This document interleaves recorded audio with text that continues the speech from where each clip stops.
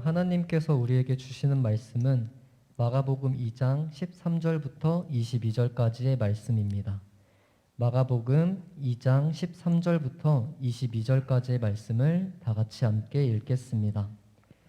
예수께서 다시 바닷가에 나가심에 큰 무리가 나왔거늘 예수께서 그들을 가르치시니라. 또 지나가시다가 알페오의 아들 레위가 세간에 앉아 있는 것을 보시고 그에게 이르시되 나를 따르라 하시니 일어나 따르니라. 그의 집에 앉아 잡수실 때에 많은 세리와 죄인들이 예수와 그의 제자들과 함께 앉았으니 이는 그러한 사람들이 많이 있어서 예수를 따름이러라. 바리새인의 서기관들이 예수께서 죄인 및 세리들과 함께 잡수시는 것을 보고 그의 제자들에게 이르되 어찌하여 세리 및 죄인들과 함께 먹는가? 예수께서 들으시고 그들에게 이르시되 건강한 자에게는 의사가 쓸데없고 병든 자에게라야 쓸데 있느니라. 나는 의인을 부르러 온 것이 아니요 죄인을 부르러 왔노라 하시니라. 요한의 제자들과 바리새인들이 금식하고 있는지라. 사람들이 예수께 와서 말하되 요한의 제자들과 바리새인의 제자들은 금식하는데 어찌하여 당신의 제자들은 금식하지 아니하나이까? 예수께서 그들에게 이르시되 혼인집 손님들이 신랑과 함께 있을 때에 금식할 수 있느냐? 신랑과 함께 있을 동안에는 금식할 수 없느니라. 그러나 신랑을 빼앗길 날이 이르리니 그날에는 금식할 것이니라. 생배 조각을 낡은 옷에 붙이는 자가 없나니 만일 그렇게 하면 기운 새 것이 낡은 그것을 당기어 헤어짐이 더하게 되느니라. 새 포도주를 낡은 가죽 부대에 넣는 자가 없나니 만일 그렇게 하면 새 포도주가 부대를 터뜨려 포도주와 부대를 버리게 되리라. 오직 새 포도주는 새 부대에 넣느니라 하시니라. 오늘 마가복음 2장 중반부를 읽었습니다. 예수님께서 사람들을 모으는 이야기가 기록되어 있습니다. 예수님께서는 세례를 받으시고 공적 생애 예수님의 복음을 시작하실 때 가장 으뜸적으로 생각하신 것이 바로 사람을 불러 함께 거닐고 함께 살게 하는 일이었죠. 그것이 교회입니다.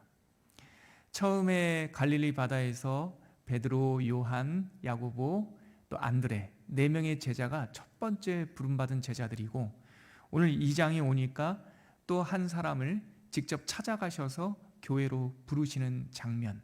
즉 오늘 우리가 읽었던 내용은 교회가 형성되는, 교회가 만들어지는 한 모습이라고 우리가 볼 수 있습니다. 교회에 대한 이야기죠. 여러분들의 교회에 대한 기억은, 또 여러분들의 첫 교회는 어떤 기억으로 어떤 교회였습니까? 저는 모태신앙이 아니기 때문에 저에게 있어서의 첫 교회가 선명히 기억되어 있습니다. 저는 초등학교 때 동네 친구들을 따라서 처음으로 교회를 갔습니다. 제 첫 교회는 환상적이었습니다. 넓은 마당에 또 천정이 높은 붉은색 벽돌로 지어진 예배당. 제가 커서 가보니까 그 교회가 재건축을 했더군요. 그 기억에 남아있는 그 교회는 제 마음속에만 아직 남아있습니다. 천정이 높은 교회당이었고 또 예배 때마다 흥겨운 노래, 풍금소리, 피아노 소리, 또 천사 같은 우리 선생님, 그리고 예배 끝나면 초코파이와 간식을 먹던 기억, 모두 다음 일요일을 기다리게 하는 그런 좋은 장면들, 모습들이었죠. 이후에 이런저런 이유로 또 이사 가기도 하고 이런저런 이유로 제가 교회를 몇 번 옮겼지만 그닥 교회에 대한 기억은 나쁘지 않았습니다. 그런데 중학교 때쯤 됐을 때 교회가 싫어지는 때가 있었어요. 학교에서 유명한 불량배 형들 중에 하나가 저희 교회 다녔고 또 제 눈에는 이 속 좁은 제 눈에는 분명히 날라리 누나라고 알려진 누나가 우리 교회 다녔거든요. 그리고 결정적으로 제 중학교 2학년 때 짝꿍이 여자친구 남녀공학이었는데 이 친구가 목사님 딸이었어요. 근데 제 눈치에, 제 생각에는 저를 되게 무시하고 싫어하는 눈치였고 책상도 넘어오지 말라고 그러고 그래가지고요 제가 좀 속이 상했습니다. 그것 때문은 아니겠지만 제가 기억은 안 나는데 어떤 결정적인 이유에서인지 제가 중학교 2학년 때부터 고등학교 때까지 교회를 안 다녔습니다. 고등학교에 들어가서 다행히 믿음 좋은 장로님 아들을 만나서 지금 그 친구는 뉴질랜드에서 목회를 하고 있는데 제가 다시 교회를 다니게 되었습니다. 그 이후로도 한동안 저에게 교회는 좋았다가도 또 싫었다가도 하는 곳이었고, 또 하나님의 인도하심 가운데 그로부터 30년쯤 지나서 제가 목사가 되었습니다. 목사가 되고 부산 지역에 갔는데, 그때 제가 경험한 교회들은 여전히 애증이 교차하는 일들이 좀 있었습니다. 모양만 제가 비유한다면 이 덩치만 커졌지, 중학교 때 만났던 불량배 형들이 교회에 있었고 덩치만 켜졌어요. 물론 그 사람은 아니었지만, 또 날라리 누나 같은 권사님들이 또 교회에 있었고 하여튼 뭐 엎치락 뒤치락 뭐 좋았다가도 싫었다가도 뭐 그런 데가 사실 교회였습니다. 제가 부산에서 목사 1년 차를 보내고 있었기 때문에 그 낯선 땅, 사투리, 한 번도 안 살아본 그 땅에 가서 목회를 할 때 제 목사 1년 차는 교회란 도대체 무엇인가? 라고 하는 그 질문으로 씨름하는 시기였습니다. 그러다 만난 스승이 유진 피터슨이라고 하는 미국의 목사님이었는데요. 그분의 책을 읽다가 이 엉망진창인 교회, 심지어 좀 욕설에 가까운데 이 빌어먹을 교회라고 하는 대목을 읽다가 제가 소위 빵 터졌습니다. 야, 되게 훌륭한 목사님, 이 유명한 목사님도 교회를 엉망진창 그리고 빌어먹을 이렇게 표현하시는구나. 그러고 나서 그 책을 계속 읽기 시작했는데, 그분의 자서전이었죠. 그분의 책에 이런 대목도 있더라고요. 교회란 죽음의 땅에 세워진 하나님의 식민지요, 이미 시작된 하나님 나라를 증언하는 성령의 전략이다. 이 정의가 굉장히 멋스럽게 다가왔어요. 그래서 제가 좀 변덕스러운 거죠. 한 책을 읽으면서도 엉망진창 빌어먹을 교회에 마음이 끌리기도 했고, 교회란 죽음의 땅에 세워진 하나님의 식민지와 대세관이며 이미 시작된 하나님의 나라 킹덤을 하나님의 나라를 증언하는, 퍼뜨리는 성령님의 전략이다. 이 말도 너무 멋있게 들렸습니다. 여러분은 어떻게 생각하세요? 엉망진창인 교회와 이미 시작된 성령의 전략, 이 두 가지 극단적인 정의 가운데 뭐가 교회의 진짜 모습일까요? 여러분, 이 땅의 교회는 낭만적인 곳이 아닙니다. 이상적인 곳은 더더욱 아닙니다. 제 지인 중에 산부인과 의사가 있는데 그 사람은 이제 40대 중반을 넘어가면서 이런 얘기를 하더라고요. 이제 체력이 안 돼서 이 산부인과 전문의 일을 언제까지 할 수 있을지 모르겠어요. 저는 그 말이 잘 이해가 안 됐어요. 왜냐하면 제가 늘 만나는 의사 선생님은 책상에 앉아서 문진하는 모습만 많이 보잖아요. 그런데 체력이 안 돼서 의사 일 못할 것 같다. 왜일까요? 좀 알아보니까 이해가 됐습니다. 산부인과의 주된 일은 분만실에서 이루어지는데, 소위 수술실이요, 그곳에서 일어나는 일들은 소위 전쟁터와 같았습니다. 수술의 긴장감, 자연분만하는 산모들은 소리를 지르고 정말 뼈마디가, 그 고통을 저 같은 남자는 이해할 수 없지만, 조금 더 이해할 수 없지만 정말 뼈마디가 다 떨어졌다가 다시 붙는 것 같은 고통, 그리고 제왕절개를 한다면 마취를 해야 되는 것, 마취의 양을 얼만큼 해야 되는지, 제왕절개를 하고 아이를 받고, 그 모든 일들이 정말 중노동에 가까워서 의사, 전문의 전공들 가운데서 산부인과는 소위 3D의 전공으로 분류되는 일이었습니다. 저는 그 자매의 이야기를 듣다가 교회란 정말 전쟁터와 같은 분만실과 비슷하다라는 생각을 하게 됐습니다. 수많은 사람들의 신음소리가 있고요, 또 새로운 생명들이 태어나는 순간도 있고요. 그 생명이 태어나면 너무나 기쁘지만 그 생명을 받아내는 그 일은 양수가 터지고 피가 나고 또 조심스럽게 다뤄야 되는 정말 긴장감이 넘치는 곳이 교회이죠. 그 새로운 생명을 받기 위해서는 정말 몇 번이나 위기를 겪어야 하고, 엎어지고 뒤집어지고 목사의 속도 뒤집어지고 뭐 이런 일들을 반복해야 하는 고된 일이 목회의 현장이고, 또 교회입니다. 앞서 소개한 유진 피터슨 목사님도 한 교회에서 30년을 목회했어요. 한 교회에서.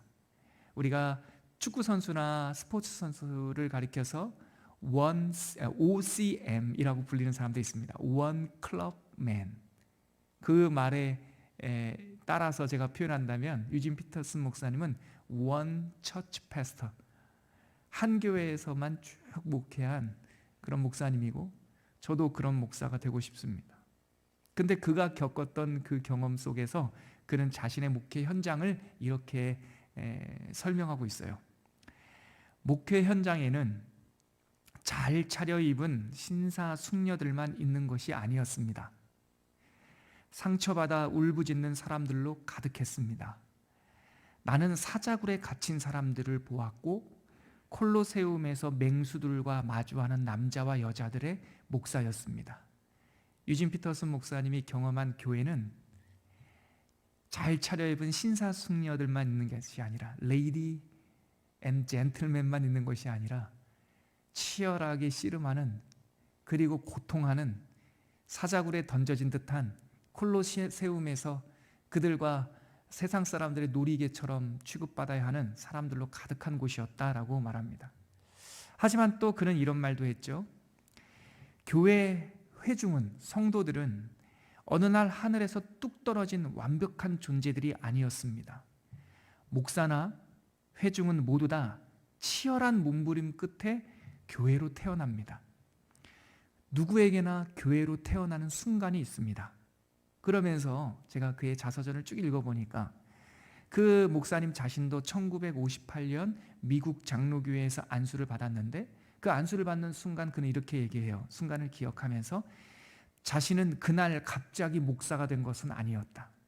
1958년 안수를 받았지만 안수를 받았다고 해서 목사가 되는 게 아니었대요. 나에게는 안수 받았다라고 하는 증이 있고 사람들이 목사님, 목사님 불렀지만 그렇다고 해서 사람들이 자기를 목사로 부른다고 해서 자기는 목사가 아니었다고 말해요. 교회를 개척하고 수많은 기쁨과 눈물, 실패와 감사를 반복하면서 자기 자신도 어느 날 그 시간을 통과하면서 목사로 태어났다고 말을 해요. 그러면서 이렇게 증언을 합니다. 어느 시점인가 양수가 터졌습니다. 우리는 목사와 목사의 아내로 태어났습니다.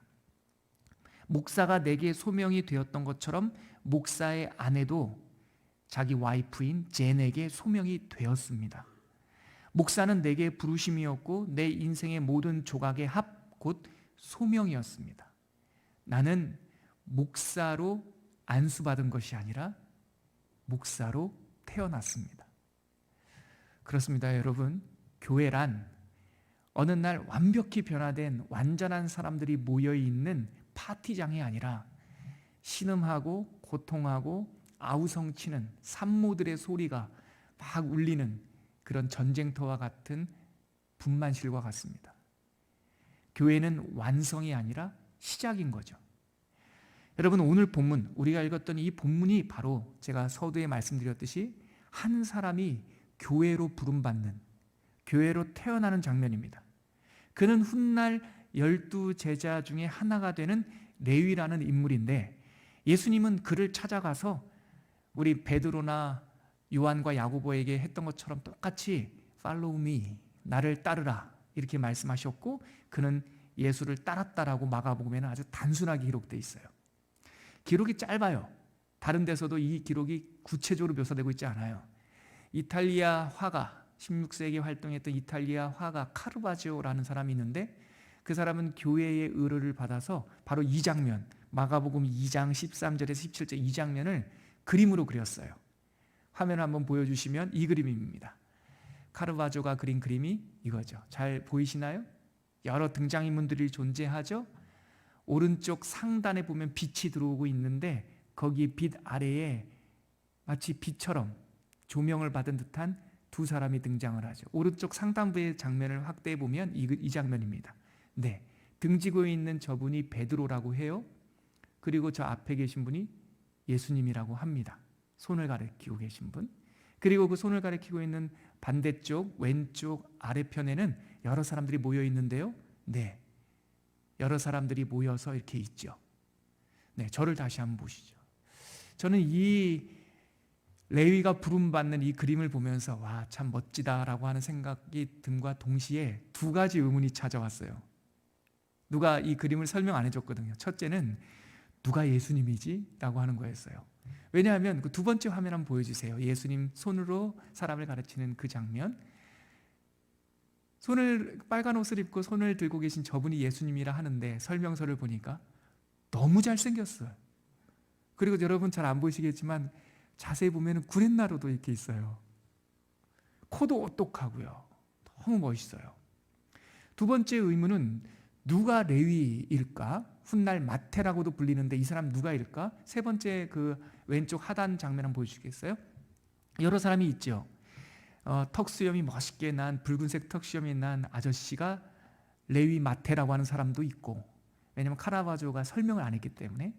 또 여러 사람이 말을 하지만 대다수의 사람들은 저기 동전을 세고 있는 저 사람, 젊은 청년, 색동옷 같은 것을 입은 저 청년이 바로 레위 마태다라고 말하는 사람들이 있습니다. 저를 보시죠. 왜 제가 이 그림을 보면서 의문이 들었냐면, 첫째는 방금 말씀드렸듯이 예수님이 너무 멋있어요. 너무 잘생겼어요. 그리고 둘째는 이 레위 때문에 제가 의문에 빠졌어요. 이전까지 제가 알고 있던 레위, 나중에 마태라고 하는 이름으로 또 예수님께서 별명을 붙여주신 이 사람은 제가 어떻게 알고 있었냐면, 나를 따르라 하니까 동전을, 지갑을, 자기가 하던 일을 다 버려두고 확고한 신념과 믿음을 가지고 예수님을 따라간 사람으로 제가 알고 있었는데, 카라바조의 그림을 보면 그 그림에서 등장인물들이 다 예수님을 쳐다보거든요. 근데 그 그림에서 유일하게 단 한 사람, 이 레위만은 예수님 안 봐요. 자기 하는 일을 봐요. 그래서 순간 제가 잘생긴 예수님, 믿음 좋은 레위 마태는 혹시 내 오해인가? 라는 생각을 하게 됐죠. 그러다가 저에게 충격을 준 사건이 하나 있었어요. 이것도 그림인데요. 2015년 여러분들 아시는 잡지 내셔널 지오그래픽이라는 곳에서 재밌는 프로젝트를 하나 했어요. 영국 맨체스터 대학교 법인류학, 그러니까 인간의 인류학적인 이 골격이나 이런 그 그림들을, 왜 법인류학이냐 하나 봤더니 어떤 주검, 뼈를 보고 그 사람의 원래 모습을 재구성하는 데에 아주 대가더라고요. 법인류학 교수 네브 박사라는 사람한테 의뢰를 해서 2000년 전 가나안 땅에 살았던 평범한 사람들의 얼굴이 어땠을까? 그 가운데 예수님이 계시니까, 예수님이 정말 금발머리에 하얀색 배국 같은 피부에 코가 오똑한 그런 우리가 알고 있는 그런 예수님일까? 그래서 내셔널 지오그래픽에서 예수님 시대의 그 시대의 남자들의 모습을 재구성했어요. 여러 뼈들과 고고학적인 자료들을 근거로. 내부 박사가 제시한 당시 예수님 시대의 평범한 남자의 얼굴은 이랬습니다. 한번 보여주시겠어요? 어떠세요? 네, 빨리 저를 보여주시죠. 여러분들의 환상을 깨고 싶지는 않습니다. 중요한 게 아니니까요. 이 모습이 중요한 게 아니니까. 근데 2015년 저한테는 좀 충격이었어요. 예수님이 오똑한 코에 하얀색 배곡 같은 피부에 금발머리에 웨이브가 있는 모습이 아니라 정말 북아프리카에 있는 노동자들의 모습, 검은색 피부, 뭉툭한 코, 곱슬곱슬해서 금발로 긴 이 장발로 내리는 것이 아니라 곱슬곱슬해서 붙어있는, 수세미처럼 되어 있는 머리털, 저한테는 예수님의 모습을 다시 생각해보는, 혹시 내가 예수님에 대한 편견이 있지 않나? 그러면서 카라바조의 그림은 당시 신대원을 다니던 저에게 레위 마태는 나를 따르라 이 한마디만 듣고 다 모든 걸 버리고 떠난 믿음 좋은 사람이 아닐 수 있지 않을까? 이런 생각을 하게 됐죠. 우리가 교회에 대한 오해, 교회는 완벽한 사람, 교회는 사랑이 넘치고, 교회는 항상 좋은 일만 하고, 말과 행동이 다 교양이 있고, 그래서 Lady and Gentleman 이렇게 얘기할 수 있는 그런 멋진 곳일까? 어쩌면 우리가 예수님에 대한 오해, 믿음 좋은 12제자에 대한 오해처럼 교회에 대한 오해도 갖고 있지 않을까? 그런 생각을 하게 되는 계기였죠. 이 장면을 보면서 우리는 예수님께서 처음 불렀던 교회의 모습이 어떠했는지, 그리고 이 사실을 근거로 오늘 우리가 현실에서 자꾸 만나는 그 엉망진창인 교회, 유진 피터슨 목사님의 표현을 빌리자면 이 빌어먹을 교회가 도대체 뭐가 진짜 모습인지, 우리가 오해와 편견을 다 걷어내고 하나님께서 우리를 교회되게 하신 우리의 민낯, 우리의 모습을 다시 한번 발견하고 참 현실 속에서, 이 진흙 같은 현실 속에서 하나님의 뜻과 꽃을 피우는 그런 새로운 출발점, 결단이 있기를 바랍니다. 예수님은 레위를 찾아가셨잖아요. 그는 나중에 마태라고 불러요. 마태라고 하는 이름은 하나님의 선물이라고 하는 뜻이에요. 예수님께서 그를 나를 따르라 하자마자 그는 믿음의 길을 따라 나섰어요.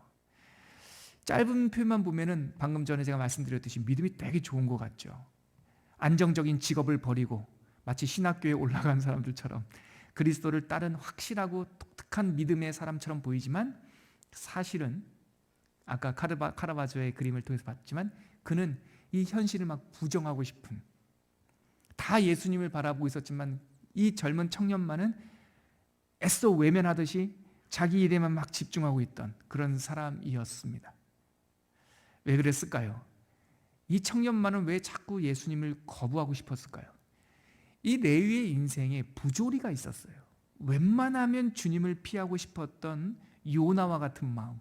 제가 예전에 요나서를 설교하면서 다시 쓸어가는 요나의 모습을, 그 본문을 가지고 웬만하면 주님을 피하고 싶었다라고 하는 제목으로 설교를 한 적이 있어요. 요나의 심정이 딱 그랬거든요. 들렸어요. 니느웨로 가라. 가야 할 것만 같아. 그러나 그 길 진짜 가기 싫거든요. 그래서 배 밑창에 가가지고 햇볕도 외면하고 사람들도 외면하고 그 배 밑창에 그냥 꽁꽁 다시스 항구에 도착할 때까지만 나를 숨겨다오 하면서 피하고 싶었던 그 사람의 마음. 저는 레위를 묘사한 이 그림을 보면서 그 마음이 느껴졌어요. 왜 이는 그처럼 의지적으로 예수님을 피하고 싶었을까? 부조리가 있었어요. 이 사람의 본명이 레위라고 되어 있지 않습니까? 여러분들 아시다시피 레위라고 하는 이름은 아무에게나 붙여줄 수 있는 평범한 이름이 아닙니다. 레위라고 하는 이름은 12지파의 한 지파 이름입니다. 대명사예요. 레위는 여러분들이 아시다시피 얼마 전에 우리가 통독 본문으로 레위기 읽었죠? 제사장 지파입니다. 다른 사람들은, 다른 12지파는 자기의 분깃도 있고 땅도 있고 직업이 있었지만 레위 지파는 하나님만 복무하는 사람입니다. 그래서 레위라는 이름 자체가 연합이란 뜻이에요. 하나님과 연합된 사람들, 하나님만 복무하는 사람들. 그래서 레위 지파로 태어나면 당연히 제사장으로 복무해야 되는 모태 제사장 지파예요. 근데 그가 지금 무엇을 하고 있습니까? 그의 현실적인 직업은 뭐죠? 시간이 흘러서 이 로마 강점기 때에 레위라고 하는 이름을 가졌던 이 제사장 후손이 하고 있었던 일은 세리였습니다. 세리는 세금 걷는 사람이고 당시에 점령군이었던 로마에 부역하는 사람이에요. 그래서 당시 매국노의 대명사죠. 하나님께만 복무해야 되는 레위가 이 시대에, 이 현실 속에서는 로마 황제에게 복무하고 있는 거예요. 하나님과 연합되어야 할 레위가 하나님은 고사하고 백성들과도 분리되어 매국노라고 치부받으며 세상의 돈과 세상의 살 방도에 연합되어 있는 거예요. 자기가 부조리해요. 알지만, 레위지만 그렇게 살 수 없는 자기의 모습 가운데 이 마음속에 엉망진창이 되어 있는 거예요. 그래서 선생이 그를 찾아와서, 랍비가 그를 찾아와서 손으로 가리키고 있지만 그 옆에 있는 사람들조차 이 사람이요? 하고 예수님을 바라보고 있는데 정작 가르치고 있는, 가르침을 받은 자기 자신은 얼굴을 땅에다 대고 동전만 열심히 세고 있는 거예요. 여러분, 요즘에 연말정산이 한창이죠. 1년이 지나면 세금을 얼마 냈는지, 얼마 벌었는지 연말정산을 하고 있어요. 제가 문득 설교를 준비하면서 이런 생각을 해봤어요. 우리가 우리 인생의 중간정산을 해본다면, 지금까지 살았던 인생을 중간정산을 해본다면 후한 점수를 줄 수 있는 사람이 몇이나 될까요? 자기 성격이 마음에 드는 사람 몇이나 될까요? 자기 결정, 그때 이거 하지 말았어야 되는데, 혹은 했어야 되는데, 학업, 이때 이 공부를 조금 더 했어야 되는데, 혹은 이 학교를 가야 되는데, 이 과를 가야 되는데, 심지어 어떤 사람들은 내가 저 사람을 만나지 말았어야 되는데, 그때 만나서 결혼을 했다.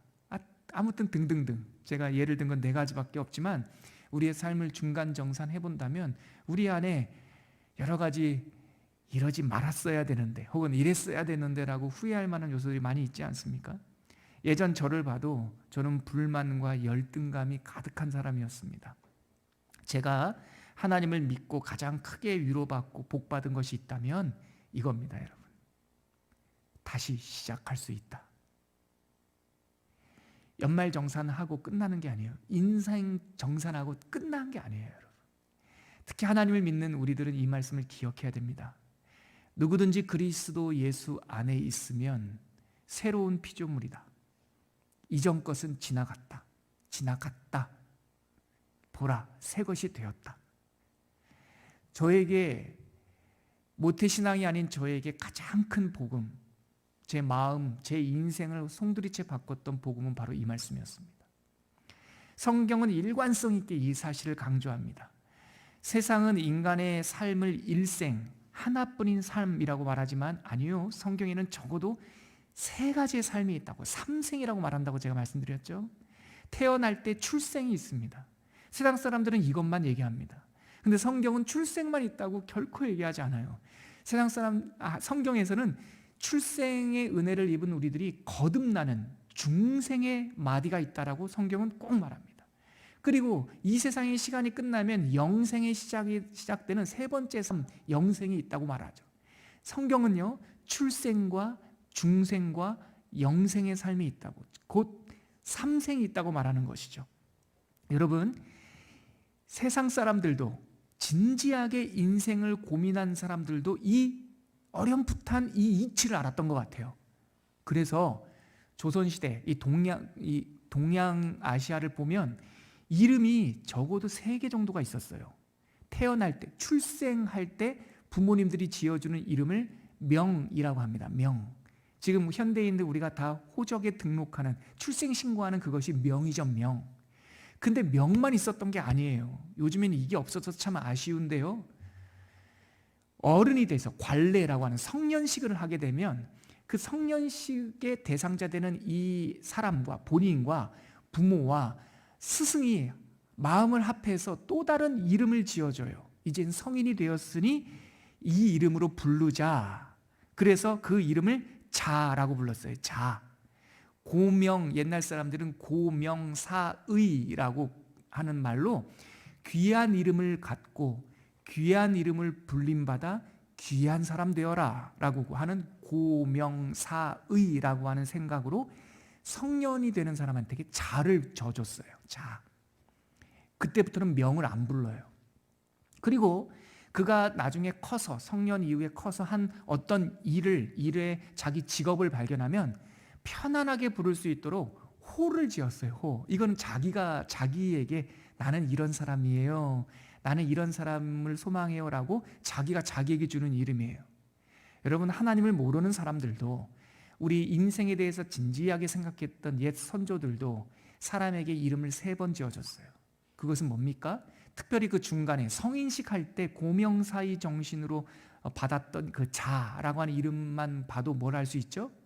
인생이 중간에 한번 마디가 있다라는 거예요. 태어날 때 피덩일 때는 이랬으면 좋겠다라고 이름을 줬지만 중간 어느 때쯤 가면 새로 바뀔 수 있다는 거예요. 근데 현대 사회를 살면서 우리가 이 풍요로운 철학과 사상을 잃어버렸어요. 그래서 한번 태어나면, 대학 한번 잘못 들어가면, 고등학교 한번 잘못 들어가면, 선생님 한번 잘못 만나면, 직업 한번 잘못 선택하면 그 인생이 마치 다 끝난 것처럼 포기하는 희한한 유행이 있어요. 그렇지 않습니다, 여러분. 하나님의 말씀을 모르는 사람도 인생에 마디가 있다라고, 사람 됨됨이에 마디가 있다고 생각했고, 특별히 여러분, 하나님을 믿는 우리들 생각하십시오. 성경에서는 누구든지 그리스도 예수 안에 있으면 새로운 피조물이 된다라고 선언하고 있어요. 예수를 믿은 후에는 이전 것이 지났으니 새 것이 되었다라고 분명히 말하고 있어요. 성경과 선조들의 지혜와 또 앞에서 말씀을 전하는 제가 이 시간에 드리고 싶은 말씀은 이겁니다. 삶에는 마디가 있다. 아무리 부조리하고 엉망진창답게 스럽게 살았다 할지라도 예수님께서 우리를 부르시는 순간, 우리가 교회로 부름받는 그 순간 이 교회 안에서 새로운 삶이 태어나는 것이다라는 거죠.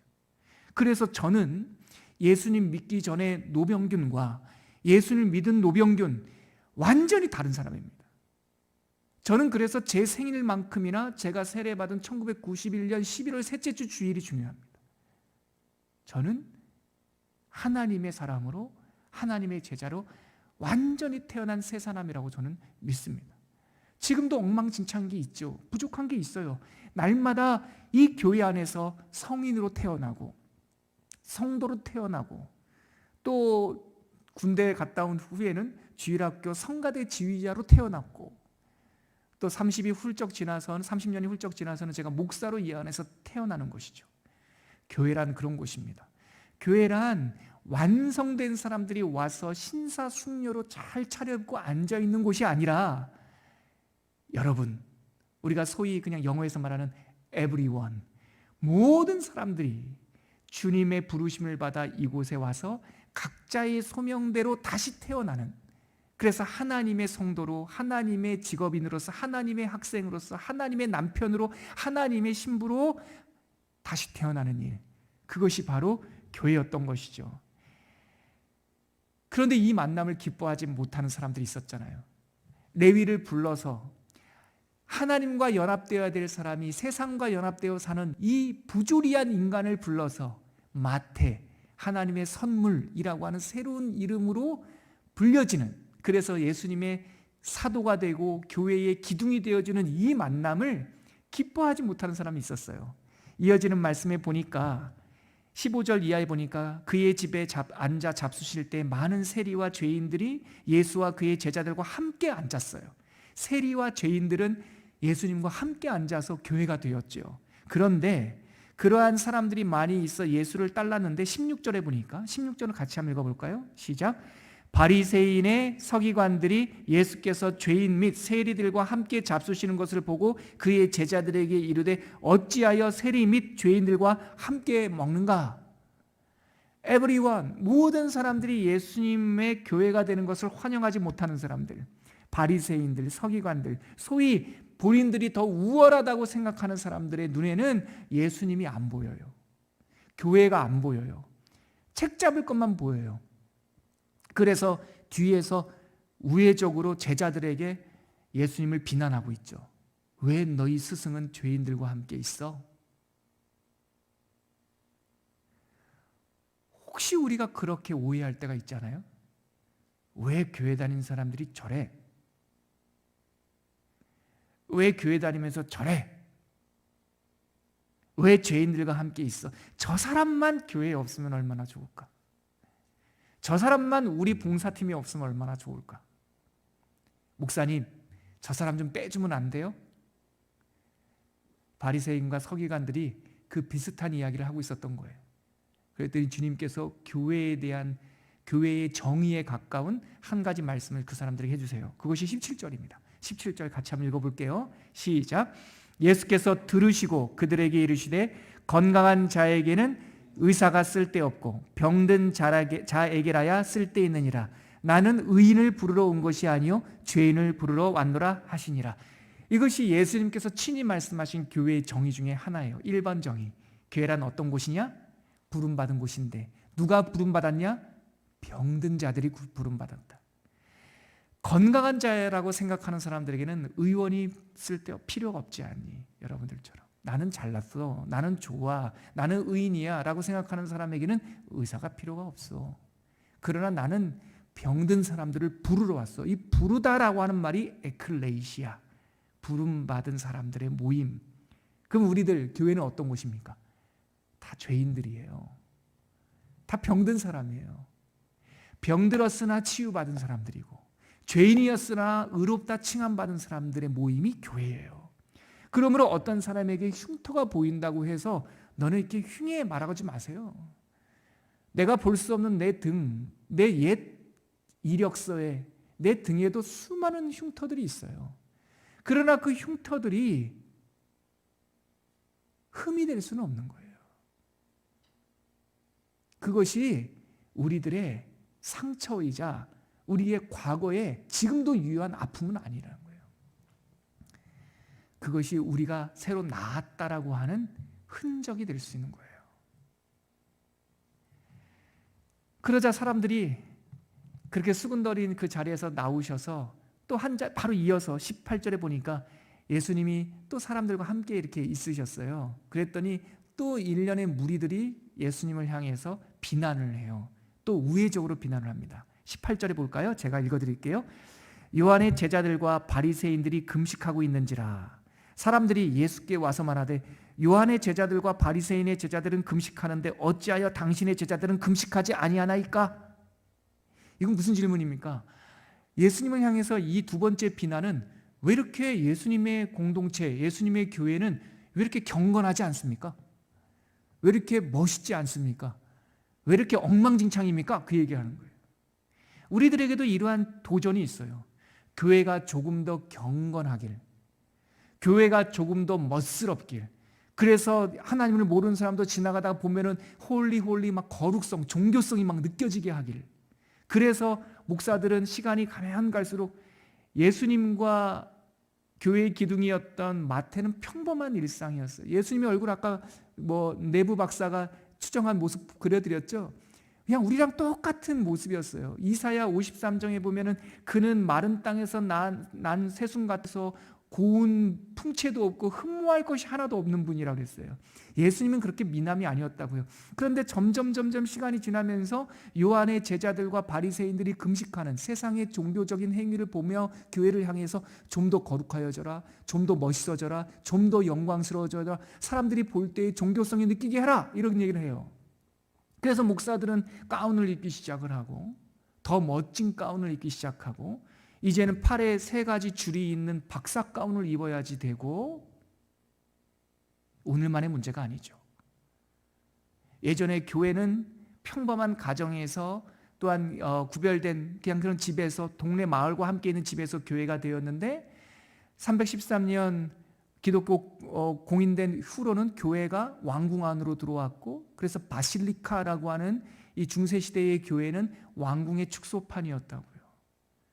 그리고 교회에 황제가 생겼고 교회에 부조를 만들기 시작했고, 그리고 그 부조로도 모질라서 그 부조에다가 금을 붙이기 시작했고, 그래서 황금색 마리아상, 황금색 예수상, 황금의 십자가, 그래서 예수님의 그림을 그리는 판타크리스토스라고 하는 예수님의 초상화는 우리의 평범한 우리 이웃과 같은 예수님이 아니라 황제의 의전복을 입고 있고 두 눈을 부르부르 뜨고 있는 예수님의 초상화를 그려놓고, 그래서 사람들은 그 초상화 앞에, 판타크리스토라고 하는 초상화 앞에서 기도를 하면 자기의 병이 나을 거다라고 하는 종교적인 신화들이 막 만들어졌죠.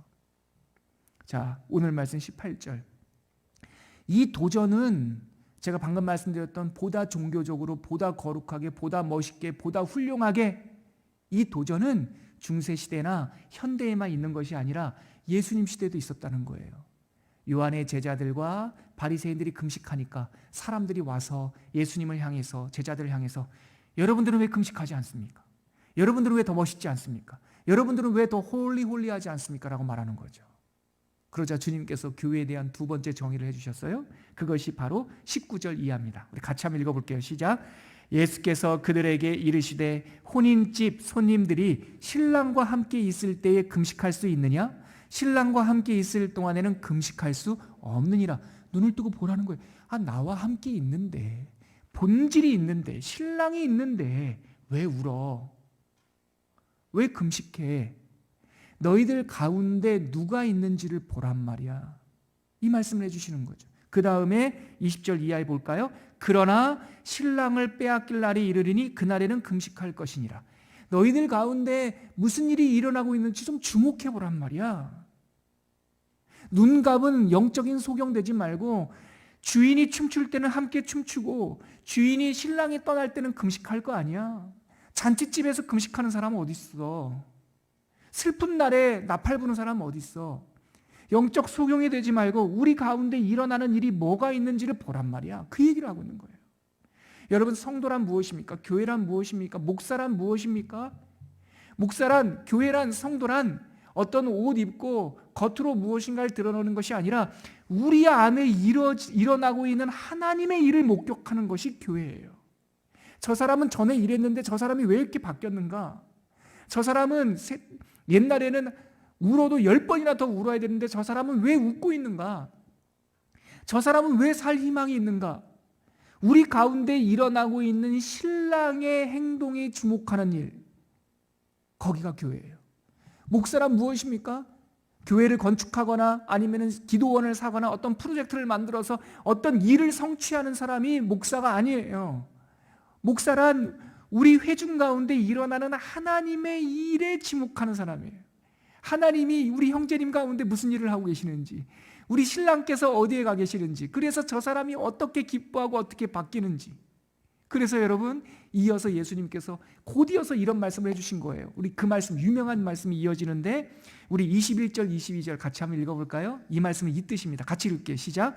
생배 조각을 낡은 옷에 붙이는 자가 없나니 만일 그렇게 하면 기운 새 것이 낡은 그것을 당기어 헤어짐이 더하게 되느니라. 새 포도주를 낡은 가죽 부대에 넣는 자가 없나니 만일 그렇게 하면 새 포도주가 부대를 터뜨려 포도주와 부대를 버리게 되느니라. 오직 새 포도주는 새 부대에 넣느니라. 여러분, 이거 보십시오. 이것을 새 것은 좋은 것, 헛 것은 나쁜 것, 이렇게 편견을 가지고 보시면 이 말씀이 안 읽혀집니다. 그러면 새 것과 헛 것을 나누는 이분법적인 사고만 하는데 예수님께서 두 가지 비유를 들었는데 첫 번째 비유는 새 것이 좋은 비유예요. 새 옷감이 있는데 새 옷감을 낡은 옷에다 붙이지 않아. 근데 이어지는 두 번째 비유는 헛 것이 좋은 거예요. 오래된 포도주가 좋은 거예요. 새 포도주는 떫은 거예요. 안 좋은 거예요. 새 포도주가 있는 사람은 오래된 좋은 포도주에다가 섞지 않아. 그 낡은 가죽 부대에다 넣지 않아. 뭡니까? 새 것이 좋다, 헛 것이 좋다라는 말을 하는 게 아니라 눈을 뜨라는 얘기예요. 교회란 무엇이냐? 헛 것과 새 것을 볼 수 있는 눈이에요. 새 것이 무엇인지를 알아야 헛 옷에다 붙이지 않아요. 낡은 것이 낡은 건 줄 알아야 새 옷을 낭비하지 않아요. 여러분, 교회란 어떤 곳입니까? 냄새를 맡는 곳이에요. 새 포도주의 향기, 헛 포도주의 향기, 새 것과 헛 것을 구분해서 새 것은 새 것의 기쁨으로, 헛 것은 헛 것의 기쁨으로 우리 안에 이루어지고 있는 새 옷감을 주신 일, 헛 옷의 품위, 새 포도주의 기쁨, 낡은 포도주의 기쁨, 이런 것들이 우리 안에 있는데 덮어두고 모두 다 이래야 돼, 모두 다 저래야 돼, 모두 다 레이디 앤 젠틀맨이 돼야 되는 것이 아니라 우리 가운데 이루어지고 있는 새 일에 대해서 눈 뜨는 곳, 이것이 교회예요. 그래서 교회 안에는 냄새 맡는 일이 있어야 돼요. 새 포도주를 주셨구나. 교회 안에는 오래된 포도주에 대한 기쁨도 있어야 돼요. 우리에게 깊은 것을 주셨구나. 교회 안에는 새 옷자락에 대한 설렘도 있어야 돼요. 이 옷감으로 무엇을 짓지? 그러나 낡은 옷에 대한 추억과 기억도 같이 있는 거예요. 교회가 눈을 감고 막 섞어서 뒤죽박죽 만들어버리면 그것이야말로 신랑의 기쁨을 못 누리는 곳이 돼요. 교회란 어떤 곳입니까? 2000년 동안 우리가 살아온 하나님의 교회의 발자취는 뭡니까? 엉망진창이에요. 그게 교회예요. 교회 안에는 마태도 있고 또한 살인자였던 바울도 있고 어부였던 베드로도 있어요. 이 교회 안에서 목사가 하는 일이 무엇입니까? 아까도 말씀드렸지만 모든 사람들에게 군복을 갈아입혀서 앞으로 전진, 이게 아니고요. 일을 성취하는 사람이 아니고요. 우리 안에 일어나고 있는 새로운 포도주의 향기를 맡고 새로운 옷감에 대한 설렘과 디자인을 꿈꾸고 오래된 옷에 대한 추억과 그것을 소중히 여기고 귀하게 여기면서 새로운 포도주를 주신 하나님에 대한 소출의 기쁨을 함께 누리는 것, 이것이 바로 교회인 것이죠. 교회는 잘 차려입은 신사, 숙녀도 계시지만 대부분 교회는 저와 여러분, 우리들의 교회란 말이죠.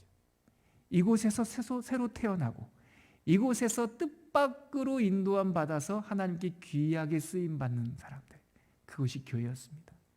말씀을 거두면서 여러분, 하나님의 기가 막힌 반전이 있다는 거 아십니까? 이 마가복음에서 우리가 읽었던 이 레위, 나중에 예수님께서 무슨 이름을 붙여주셨다고요? 마태, 하나님의 기쁨이란 뜻이라고 그랬죠? 마태가 복음서를 썼어요. 그 복음서가 무슨 복음서일까요? 신약성경의 첫 번째 책 마태복음이에요.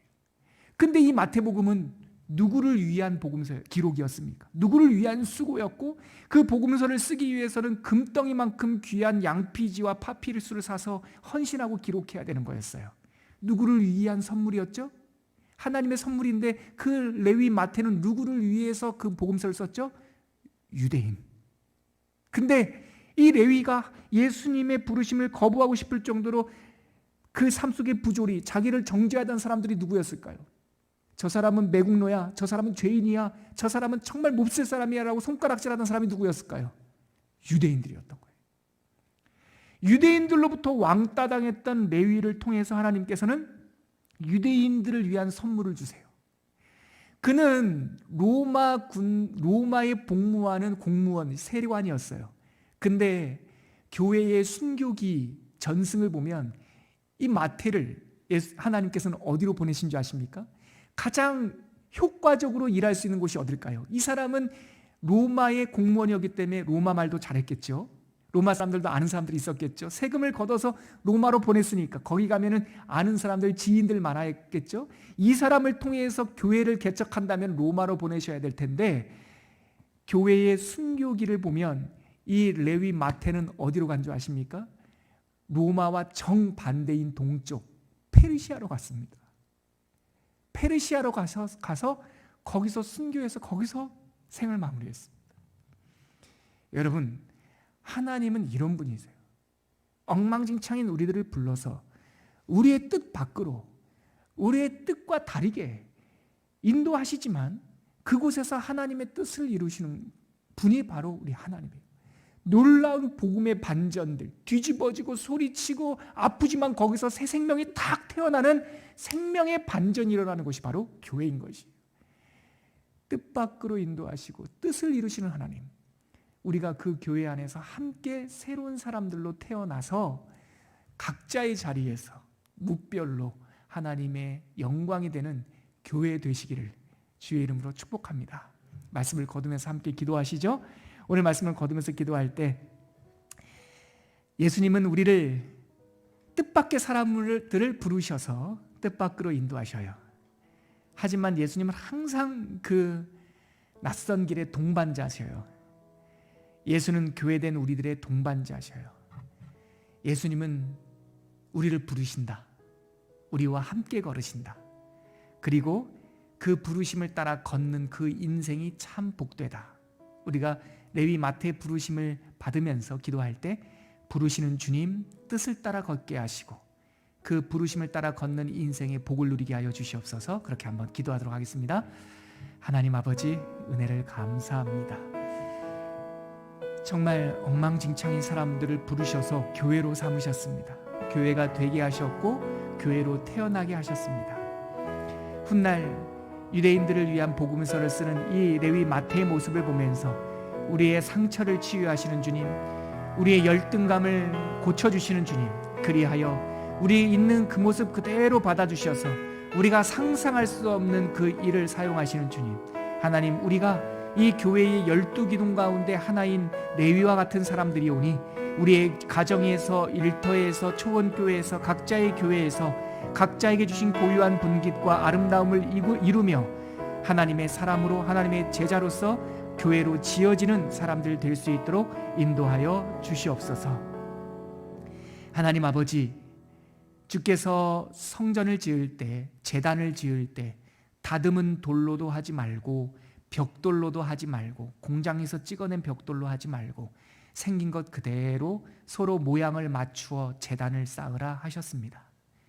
레위가 부름받는 이 모습을 보면서 하나님의 교회는 있는 모습 그대로 연약한 그대로 나와 성도로 태어나며 함께 교회가 된다는 것을 알게 되었사오니 우리가 교회에 대한 편견과 환상을 내려놓고 함께 교회가 되며 함께 지어지며 하나님의 귀한 일꾼으로 쓰임받는 자녀로 태어나게 하여 주시옵소서.